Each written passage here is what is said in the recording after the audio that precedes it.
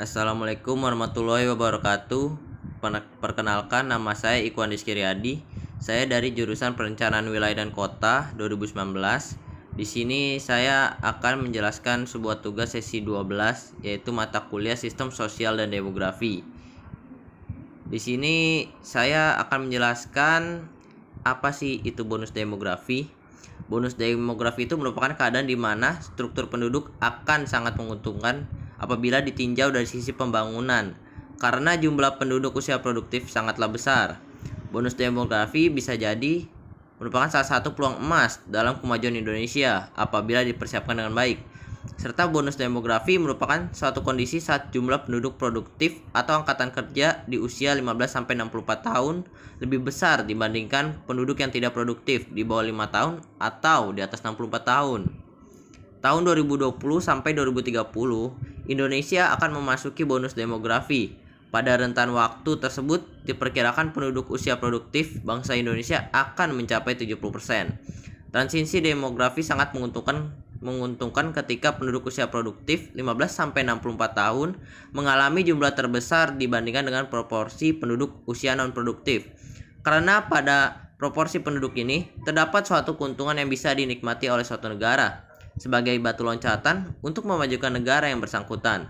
Di dalam ilmu demografi, kondisi ini disebut bonus demografi, dan Indonesia diprediksi akan mengalami bonus demografi pada tahun 2020 sampai 2030 yang akan datang. Berdasarkan paparan Surya Chandra, anggota DPR Komisi 9, dalam seminar Masalah Kependudukan Indonesia di Fakultas Kedokteran Universitas Indonesia atau UI, bahwa jumlah usia angkatan kerja dari umur 15-64 tahun pada 2020 sampai 2030 akan mencapai 70%, sedangkan 30% adalah penduduk dengan usia non-produktif. Bila dilihat dari jumlahnya, penduduk usia produktif mencapai sekitar 180 juta, sementara penduduk non-produktif hanya 60 juta. Lantas, dari yang kita ketahui, apa sih manfaat bonus demografi? Tentu, bonus demografi akan membawa dampak sosial ekonomi. Salah satunya menyebabkan tingkat penduduk produktif yang menanggung penduduk produktif akan sangat rendah, diperkirakan mencapai 44/100 penduduk produktif. Hal ini sejalan dengan laporan PBB yang menyatakan bahwa dibandingkan dengan Asia lainnya, angka ketergantungan penduduk Indonesia akan terus menurun sampai 2020. Dengan adanya kondisi bonus demografi, tentu bisa menjadi peluang bagi Indonesia untuk memajukan kesejahteraan serta memakmurkan masyarakat. Apabila masyarakat usia produktif memiliki kualitas sumber daya yang dapat menunjang serta memberikan kontribusi terhadap pembangunan negara.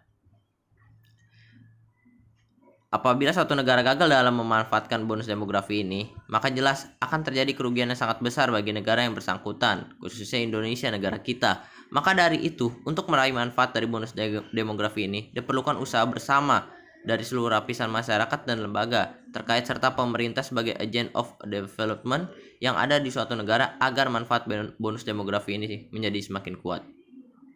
Rasio di setiap provinsi di Indonesia dapat kita lihat. Selanjutnya, dalam menghadapi bonus demografi, pemerintah harus dapat menyiapkan generasi muda dengan tingkat kualitas SDM secara optimal. Maksudnya itu, kita harus menyiapkan SDM yang berkualitas seperti berpendidikan yang baik dan cukup, keterampilan yang bagus, keterampilan yang baik, atau dan lain-lainnya. Bonus demografi bersifat makro sehingga sulit diterapkan kebijakan oleh pemerintah. Oleh karena itu, dalam mengambil manfaat bonus demografi secara optimal diperlukan tataran mikro oleh pengambil kebijakan agar mudah dan efektif untuk diimplementasikan ke masyarakat dengan usia produktif. Prasyarat yang harus dipenuhi oleh suatu negara apabila ingin memperoleh manfaat besar dari bonus demografi. 1. Sumber daya manusia yang berkualitas. Seperti saya yang bilang tadi, sumber daya manusia yang berkualitas itu seperti berpendidikan, berketerampilan yang baik dan bagus, cekatan, produktif, dan lain-lainnya. Kedua, terserapnya tenaga kerja menjadi faktor penting dalam manfaat bonus demografi. Karena dengan banyaknya dibutuhkan tenaga kerja, maka pengangguran akan berkurang dan kesejahteraan akan meningkat secara pesat. Ketiga, meningkatkan tabungan di tingkat rumah tangga. Setiap rumah tangga memiliki potensi untuk membuka usaha yang akan memberi lapangan pekerjaan untuk orang lain, sehingga angka pengangguran akan menurun. Keempat, peran perempuan yang masuk ke dalam pasar kerja akan membantu peningkatan pendapatan dan akan lebih banyak lagi penduduk usia produktif menjadi benar-benar produktif. Bisa kita lihat dari definisi rasionya antara laki-laki dan perempuan. Peluang dari adanya bonus demografi dapat menurunkan tingkat fertilitas. Bagaimana bisa terjadi? Hal tersebut dapat terjadi karena para wanita atau ibu-ibu hanya mempunyai waktu yang sempit dalam mengurus dan melahirkan anak karena kegiatan produktif yang dilakukan bekerja. Maka dari itu, bonus demografi dapat menjadi suatu berkah dan peluang untuk mendatangkan keuntungan yang besar bagi kemajuan bangsa Indonesia. Dengan persiapan yang baik serta investasi yang tepat, bonus demografi bisa mengubah masa depan Indonesia menjadi lebih baik dan sejahtera dengan cara mengoptimalkan sumber daya manusia, terutama yang berusia produktif. Namun, apabila Indonesia tidak mempersiapkannya dengan baik, berkah ini bisa berbalik menjadi bencana bagi Indonesia. Bonus demografi tidak serta-merta datangnya dengan sendirinya, tetapi untuk mewujudkan potensi nasional, perlu dipersiapkan dan selanjutnya dimanfaatkan dalam peningkatan pertumbuhan ekonomi dan kesejahteraan masyarakat. Namun yang menjadi pertanyaan saat ini adalah, apakah bangsa Indonesia sudah siap menghadapi bonus demografi? Bonus demografi akan menjadi hadiah untuk bangsa Indonesia jika SDM-nya berkualitas. Sebaliknya, bonus demografi akan menjadi ancaman jika SDM bangsa Indonesia kita rendah. Jumlah usia produktif yang besar harus ditunjang dengan kemampuan, keahlian, dan pengetahuan yang baik, sehingga usia produktif dapat menjadi tenaga kerja yang terampil serta memiliki keahlian dan pengetahuan untuk menunjang produktivitasnya. Salah satu persiapan dalam hal ini adalah komitmen pemerintah dalam penganggaran di bidang pendidikan, agar besarnya anggaran di bidang pendidikan yang mencapai 20% dari nilai APBN dapat dimanfaatkan sebesarnya untuk peningkatan kualitas SDM, terutama SDM yang akan masuk ke dalam bursa kerja dengan memperbanyak cakupan pendidikan kejuruan dan keterampilan, serta melalui balai-balai latihan kerja, terutama di pusat-pusat pertumbuhan dan pelibatan pihak swasta. Pemerintah juga dihimbau supaya mampu menjadi agent of development dengan cara memperbaiki mutu modal manusia, mulai dari pendidikan, kesehatan, kemampuan, komunikasi, hingga penguasaan teknologi.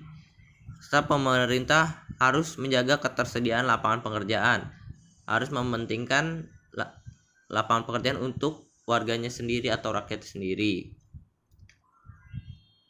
Masyarakat pun harus menjadi pendukung utama untuk pembangunan mutu manusia dengan cara menyadari pentingnya arti pendidikan, kesehatan, dan aspek-aspek yang dapat mengembangkan kualitas manusia itu sendiri. Berdasarkan latar belakang pendidikan, 58,36 juta jiwa dari 111,47 angkatan kerja hanya mengenyam pendidikan di tingkat SD ke bawah. Sungguh ironisnya, adanya pertumbuhan ekonomi bukan hanya tergantung pada sumber daya alam, tapi juga bergantung pada SDM-nya sebagai pengelola SDM yang ada. Pada Rabu, tanggal 22 Maret tahun 2018, Christoph Bauet selaku Direktur UNDP Indonesia telah mengumumkan secara resmi laporan pembangunan manusia Indonesia di tahun 2018 bahwa IPM Indonesia berada di peringkat 113 dari 188 negara. Posisi ini jauh tertinggal dari Singapura yang berada di posisi 11, Brunei Darussalam di tangga 31, Malaysia di urutan 62, serta Thailand di posisi 93. Selama ini memang IPM Indonesia selalu menempati ranking di atas 100, tertinggal dibanding beberapa negara tetangga di ASEAN lainnya. Tentunya dengan kondisi IPM bangsa Indonesia yang masih cukup rendah, maka kita belum siap secara penuh untuk menghadapi bonus demografi. Banyaknya usia produktif yang tidak berpendidikan akan mengakibatkan peningkatan jumlah pengangguran di Indonesia. Maka dari itu, kita harus mengembangkan SDM yang berkualitas agar di usia produktif ini kita dapat mempunyai keterampilan pendidikan serta keahlian yang baik dan optimal agar majunya IPM bangsa Indonesia kita. Jika bangsa Indonesia mempunyai SDM yang berkualitas, maka sumber daya alam dimiliki bangsa ini akan dikelola oleh negara kita sendiri, oleh para pemuda-pemudi bangsa Indonesia, tidak perlukan bantuan dari tenaga asing. Sejatinya di era revolusi industri saat ini bangsa kita harus benar-benar sudah siap bersaing dengan negara-negara lain. SDM kita sudah siap pakai di seluruh pasar kerja, tapi pada kenyataannya masih menghabiskan energi membahas hal-hal yang tidak produktif, mulai dari isu agama, penyebaran hoaks, dan lain-lain. Berikut faktor-faktor indeks pembangunan manusia yang harus menjadi bahan pertimbangan utama dalam membuat keputusan publik. 1. Yaitu faktor ekonomi. Tingkat ekonomi stabil menjadi salah satu penentu dalam memaksimalkan bonus demografi. Sebab dengan tingkat perekonomian stabil, negara menjadi mudah dalam memajukan dan meningkatkan tingkat pendapatan masyarakat. Kedua, faktor kesehatan. Rendahnya tingkat kesehatan masyarakat justru akan menjadi bumerang sekaligus merugikan negara karena potensi bonus demografi yang ada tidak bisa dimaksimalkan. Ketiga, faktor pendidikan. Pentingnya faktor pendidikan tidak hanya ditentukan dengan tingginya angka tingkat pendidikan saja, namun juga harus diimbangi dengan kualitas pendidikan yang diberikan. Kualitas sistem pendidikan yang buruk akan menyebabkan banyak masyarakat menganggur sebab skill dan keterampilan atau keahliannya berkurang atau tidak optimal. Jadi kesimpulannya, bonus demografi adalah bonus yang dinikmati suatu negara sebagai akibat dari besarnya proporsi penduduk produktif di usia 15-64 tahun. Dalam evolusi kependudukan yang dialaminya, melimpahnya jumlah penduduk usia kerja akan menguntungkan dari sisi pembangunan sehingga dapat memacu pertumbuhan ekonomi ke tingkat yang lebih tinggi. Impasnya adalah meningkatkan kesejahteraan masyarakat secara keseluruhan. Maka dari itu pemerintah harus menyiapkan segala aspek untuk mendorong terwujudnya bonus demografi, serta rakyat Indonesia menjadi wajib untuk mensupport pemerintah dalam mewujudkannya. Sekian dari saya. Apabila ada salah kata atau kalimat yang kurang berkenan di hati, dimohon dimaafkan. Wabillahi taufiq wal hidayah. Wassalamualaikum warahmatullahi wabarakatuh.